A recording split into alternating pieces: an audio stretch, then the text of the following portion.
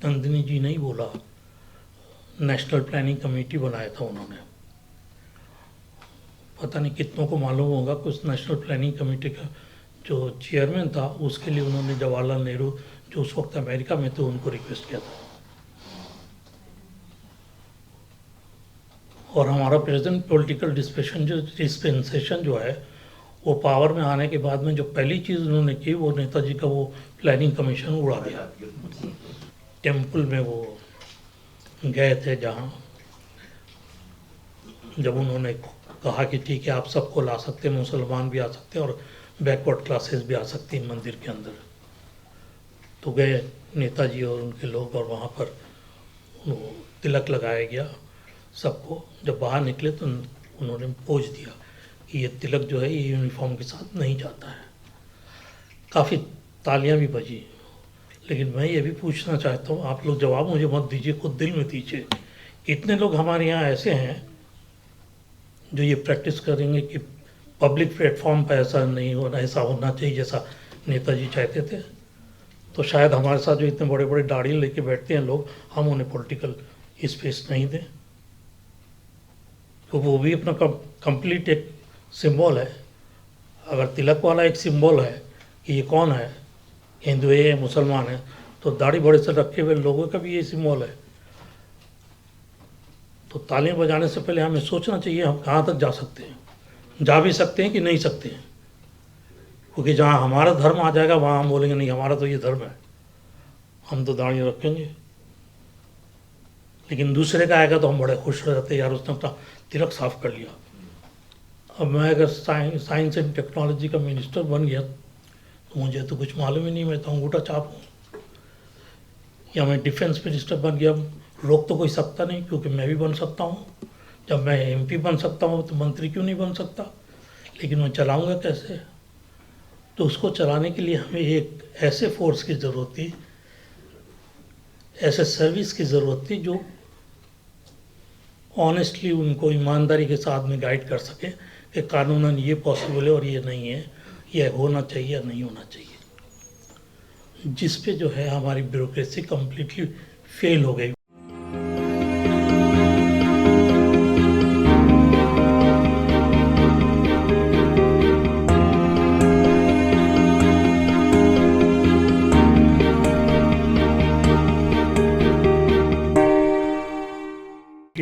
के सदर जनाब SM खान साहब,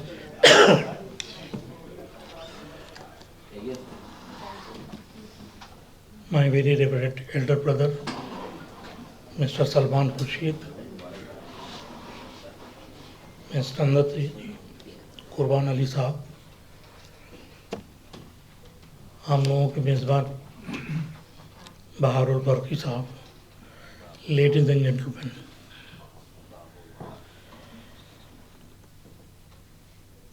यहाँ मैं काफ़ी गुस्सा देख रहा हूँ against the present political dispensation. लेकिन मुझे लगता है कि अगर ये नहीं होता तो शायद हम यहाँ मिलते भी नहीं और इतनी बातें भी नहीं होती। क्योंकि वो लोग नेताजी को एप्रोप्रिएट करना चाहते कि ये हमारे आइकॉन थे, उन्होंने जो किया हम भी वही कर रहे हैं। तो हम उस चीज़ को दिखाना चाहते हैं शायद कि नहीं, आप वो नहीं कर रहे हैं जो वो चाहते थे, बल्कि आप वो कर रहे हैं जो वो नहीं चाहते थे। सबसे पहले तो ये समझना चाहिए कि वो किस टाइप का हिंदुस्तान चाहते थे वो लोग। आपको याद होगा एक स्लोगन यहाँ दिया गया था, Swaraj is my birth right, और वो स्लोगन भी दिया था बाल गंगाधर तिलक ने। तो किस टाइप का स्वराज चाहते थे ये तो वही बता सकते हैं, क्योंकि उन्होंने ही दिया था। तो उन्होंने एक मे डे पे बोला, जो मैं आपके सामने रखता हूँ, Swaraj for me means transfer of power from the hands of bureaucracy to the people of India. बहुत क्लियर वर्ड्स थे कि जो पावर ब्यूरोक्रेसी के पास में है इंडिया में, वो पीपल के पास में होना चाहिए। और उसके एक साल के बाद ही इंडियन नेशनल कांग्रेस के एनुअल कॉन्फ्रेंस में एनी बिसेंट उन्होंने बोला our educational system is producing instead of patriotic Indians imbecile government servants. तो मैं ये सोचता हूँ कि अगर इतने उन लोगों के अंदर में दुख था, गुस्सा था ब्यूरोक्रेसी के खिलाफ, तो इंडिया में आज ब्यूरोक्रेसी क्यों है? नहीं होना चाहिए था, क्योंकि हमने कुछ किया नहीं। सिर्फ इंडियन सर्विस, सिविल सर्विस की जगह हमने इंडियन एडमिनिस्ट्रेटिव सर्विस कर दिया, इंडियन इंपीरियल पुलिस सर्विस के जगह इंडियन पुलिस सर्विस कर दिया। मैं जहाँ तक समझता हूँ वो ये है कि जब कॉन्स्टिट्यूशन बन रहा था तो उस टाइम में ये सवाल भी आया कि जो असेंबली या पार्लियामेंट होगा उसके लोगों के लिए एक मिनिमम क्वालिफिकेशन प्रिस्क्राइब होना चाहिए, जो डिमांड आज भी कभी कभी उठता है। तो उस टाइम में पंडित नेहरू और बहुत से ऐसे लोगों का ये विचार था कि नहीं, majority of the Indians are illiterate, तो अगर हम क्वालिफिकेशन प्रिस्क्राइब कर देंगे तो पार्लियामेंट की असेंबली में जो पढ़े लिखे नहीं हैं उनकी आवाज़ सुनी नहीं जाएगी, और इसलिए उन्हें भी राइट होना चाहिए वोट देने का भी, और वोट के सहारे पार्लियामेंट और असेंबली में एंटर करने के लिए भी। तो आप पार्लियामेंट के अंदर में अगर एंटर कर जाते हैं या असेंबली के अगेंस्ट में, तो आप मिनिस्टर भी बन जा सकते हैं। अब मैं अगर साइंस एंड टेक्नोलॉजी का मिनिस्टर बन गया तो मुझे तो कुछ मालूम ही नहीं, मैं तो अंगूठा छाप हूँ। या मैं डिफेंस मिनिस्टर बन गया, रोक तो कोई सकता नहीं, क्योंकि मैं भी बन सकता हूँ। जब मैं एमपी बन सकता हूँ तो मंत्री क्यों नहीं बन सकता? लेकिन मैं चलाऊँगा कैसे? तो उसको चलाने के लिए हमें एक ऐसे फोर्स की ज़रूरत थी, ऐसे सर्विस की ज़रूरत थी जो ऑनेस्टली उनको ईमानदारी के साथ में गाइड कर सके कि कानूनन ये पॉसिबल है और ये नहीं है, ये होना चाहिए या नहीं होना चाहिए। जिस पे जो है हमारी ब्यूरोक्रेसी कम्प्लीटली फेल हो गई। वो जिस टाइप की एडवाइस हमारे फ्रीडम फाइटर्स या कॉन्स्टिट्यूशन मेकर्स चाहते थे कि मिले ब्यूरोक्रेसी से, वो नहीं मिल पाता आज। तो ये जो हमारा इंडिया का परसेप्शन था, या हम लोग जो इस जब हम फाइट कर रहे थे इंडियन इंडिपेंडेंस के लिए, तो नेताजी तो कहीं बाहर से नहीं थे, वो भी यहीं से थे, वो भी कांग्रेस के थे। तो उन्हें भी इस बात का अंदाज़ा था कि हम कैसे ही लोगों को चाहते हो। तो उनका भी यही मतलब था कि भाई ये जो पावर है, पावर स्ट्रक्चर जो है वो कॉमन आदमी के पास में अवेलेबल होना चाहिए। इस बैकग्राउंड में हमें नेताजी को देखना पड़ेगा। जैसे कि यहाँ डिस्कशन में आया भी है कि नेताजी के साथ गांधी जी का कॉन्ट्रडिक्शंस थे, लेकिन एक दोनों की एक दूसरे की इज्जत करते थे।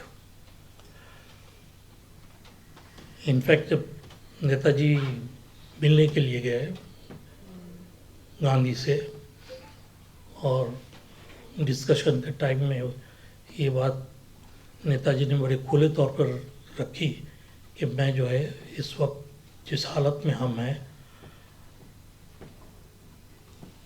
हम इस वॉर से या इस जंग से हम अपने आप को दूर नहीं रख सकते, और हमारा यही मौका जो नंदिनी जी बोल रही थी कि यही मौका है जब हमें इस जंग में कूदना चाहिए। तो गांधी जी ने बोला कि मैं आपको रोकूंगा, रोक नहीं सकता हूँ। जब आपने डिसाइड कर ही लिया है कि मैं जो है आर्म्स उठाऊंगा और एक मिलिट्रीली फाइट करूंगा, और अगर आप इस पर कामयाब होते हैं तो सबसे पहला टेलीग्राम मेरा ही होगा आपको कॉन्ग्रेचुलेट करने का, अगर आप जीतते हैं तो। ये हमें समझने की बात है, बहुत बड़ी बात है। जो सारी दुनिया में as leader of non violent बोला जा रहा है भी, था भी, प्रूव भी किया जिसने अपने आप को। उसका ये रवैया रहा है। क्योंकि टाइम नहीं है इसलिए बहुत शॉर्ट में बोलना ज़रूरी है। और मेरे ख्याल में बर्की साहब नेक्स्ट टाइम ये कर सकते हैं कि डिफरेंट टॉपिक्स डिफरेंट लोगों को दे दें, बजाय इसके सब लोग सब चीज़ें बोलें। तो एक तो ये है कि अभी आपने सुना सुभाषिनी अली जी का कि वो जो टेम्पल में वो गए थे, जहाँ जब उन्होंने कहा कि ठीक है आप सबको ला सकते हैं, मुसलमान भी आ सकते हैं और बैकवर्ड क्लासेस भी आ सकती हैं मंदिर के अंदर। तो गए नेताजी और उनके लोग और वहाँ पर तिलक लगाया गया सबको। जब बाहर निकले तो उन्होंने पूछ दिया कि ये तिलक जो है ये यूनिफॉर्म के साथ नहीं जाता है।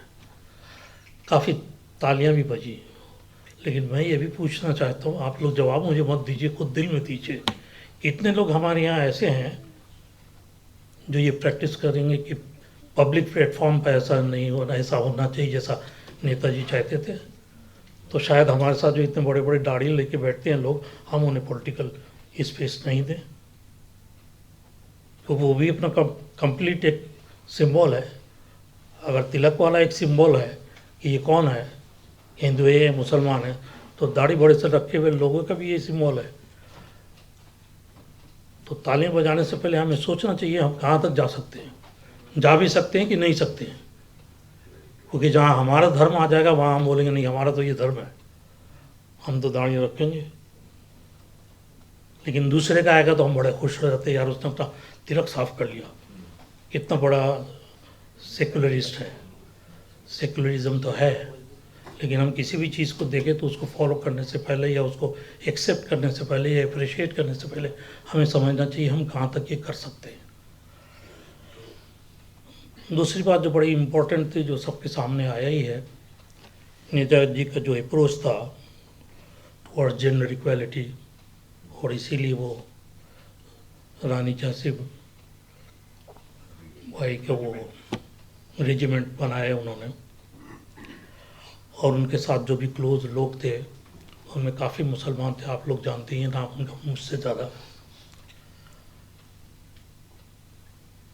दूसरी इम्पोर्टेंट चीज़ जो मैं समझता हूँ हमें जानना चाहिए, तो इसके साथ मैं अपनी बात ख़त्म भी कर दूँगा, वो ये है कि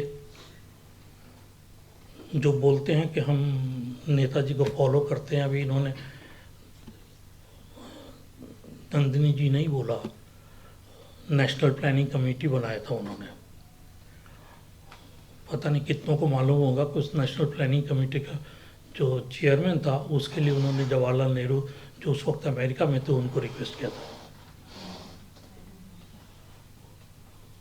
और हमारा प्रेजेंट पॉलिटिकल डिस्पेंसेशन जो है वो पावर में आने के बाद में जो पहली चीज़ उन्होंने की वो नेताजी का वो प्लानिंग कमीशन उड़ा दिया, और हमें पता भी नहीं लगा, क्योंकि हम हिस्ट्री पढ़ते ही नहीं है, न पढ़ना चाहते हैं। तो इन्हीं चंद लफ्ज़ों के साथ, जिसे मैं दो चार लफ्ज़ तो नहीं कर सकता, ज़्यादा ही कुछ बोल गया हूँगा, मैं आप लोगों से इजाज़त लेता हूँ। Thank you very much.